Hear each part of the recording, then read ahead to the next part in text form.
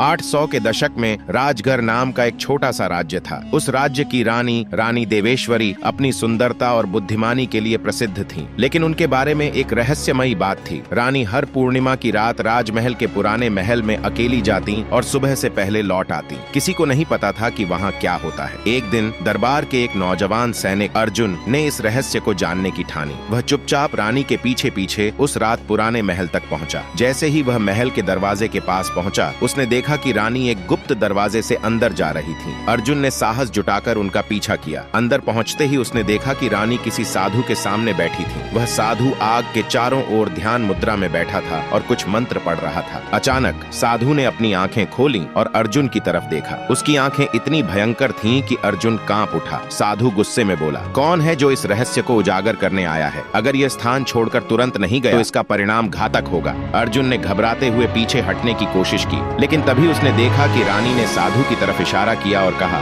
नहीं, इसे जाने दो। अब समय आ गया है कि इसे सच बताया जाए। कहानी का सच क्या है? रानी और साधु के बीच का यह रहस्य क्या है? जानने के लिए भाग 2 का इंतजार करें।